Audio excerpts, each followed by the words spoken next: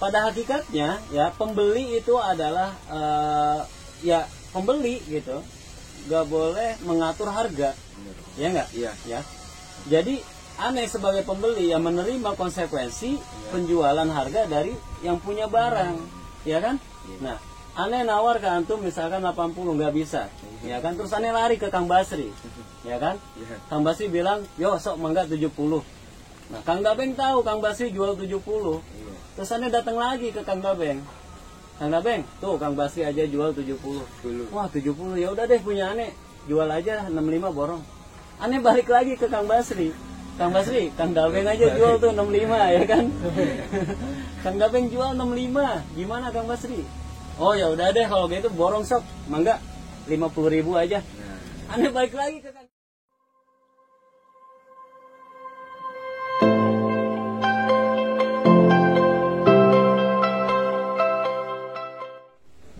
Baik, bismillahirrahmanirrahim. Assalamualaikum warahmatullahi wabarakatuh. Sahabat channel Abdul Syarif Hidayat dimanapun berada, mudah-mudahan selalu dalam keadaan sehat walafiat, amin amin ya rabbal alamin. Salam hormat, ya salam sukses buat para petani, khususnya keluarga besar Akarma Semesta yang memang selalu semangat dan istiqomah di dalam bertani. Ya, saya bersama di sini ada Kang Dabeng, nama asli Ramardian. Ramardian. Ya. Oke, di sini ada Kang Basri, ya Kang Basri nama asli. Ya alhamdulillah. Beliau-beliau ini masih muda-muda ya, ini petani milenial yang luar biasa, jiwanya sudah tertaut kepada pertanian ya.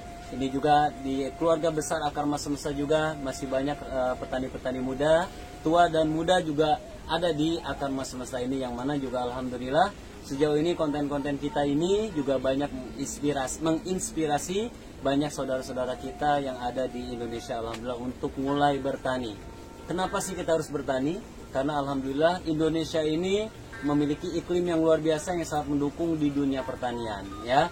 Jadi bahwasanya bertani ini sangat mudah ya, dan juga tidak terlalu mudah, tidak terlalu sulit, yang sedang-sedang saja lah ya.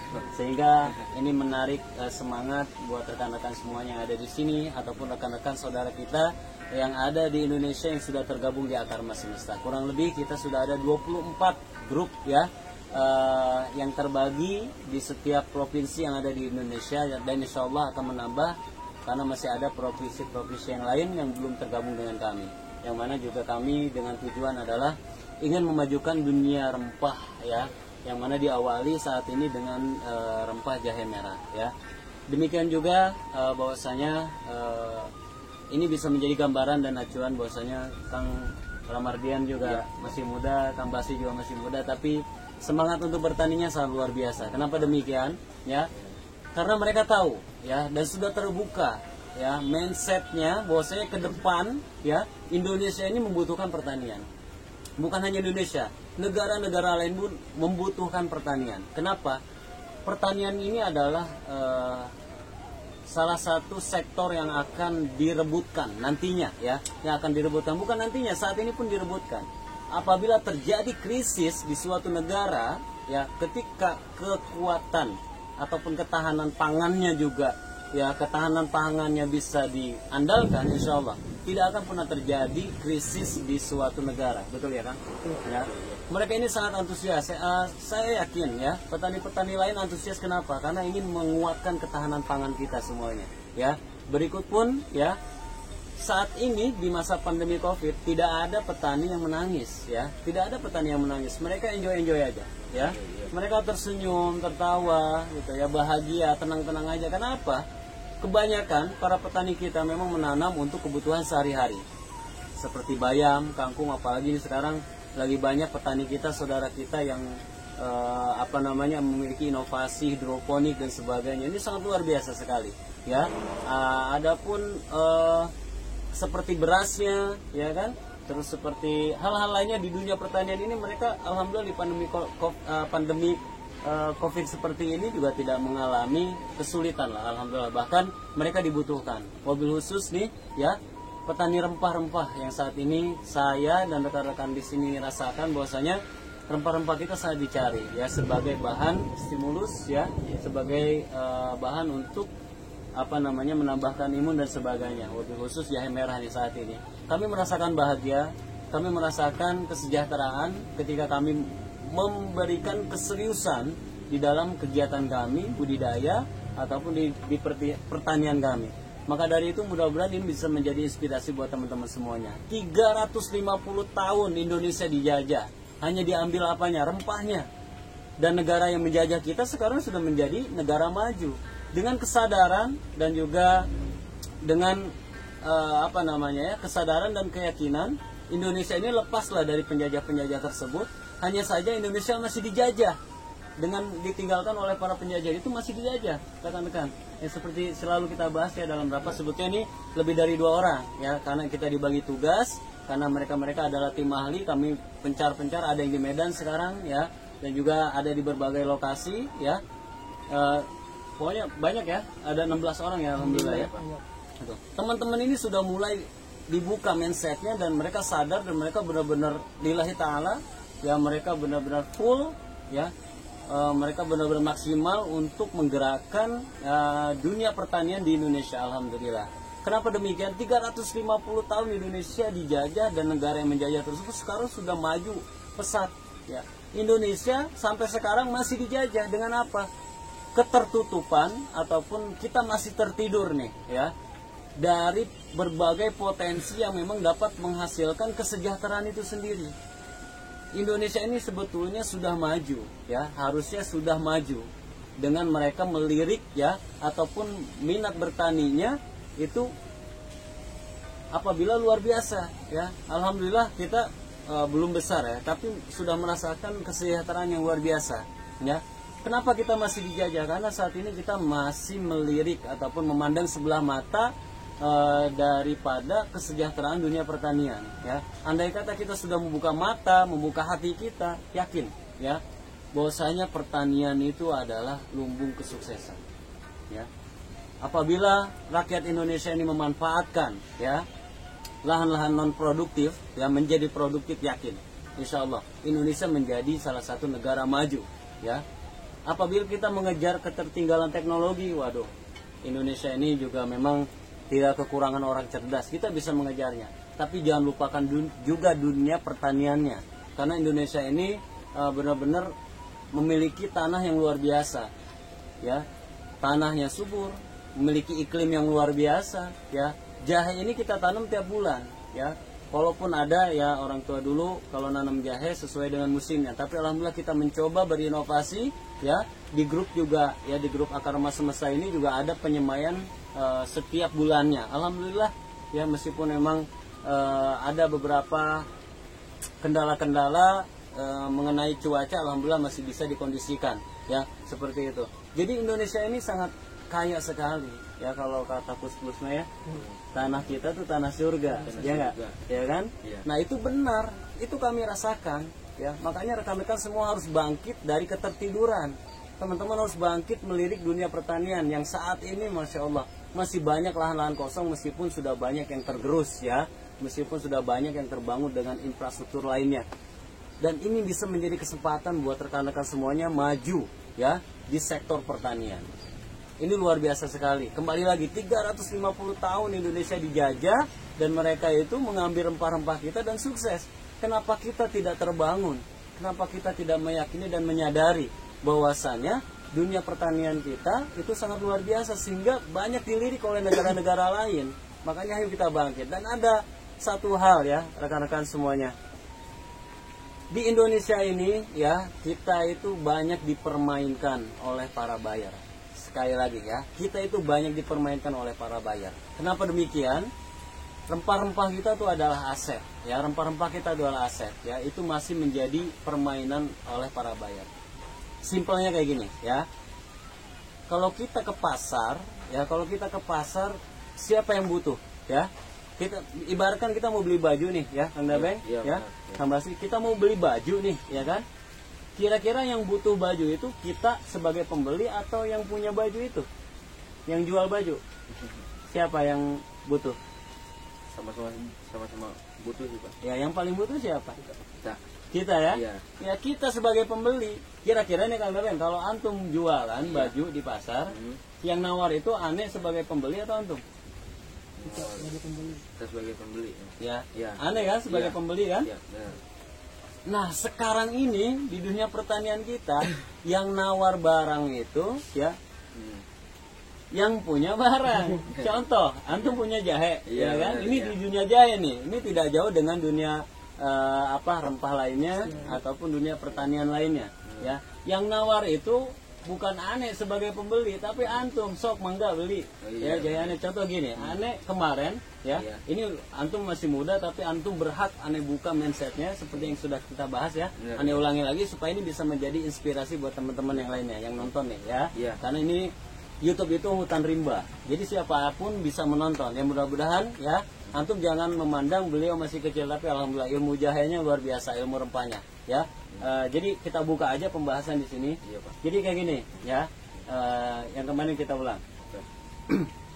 Aneh yang membutuhkan jahe, ya kan?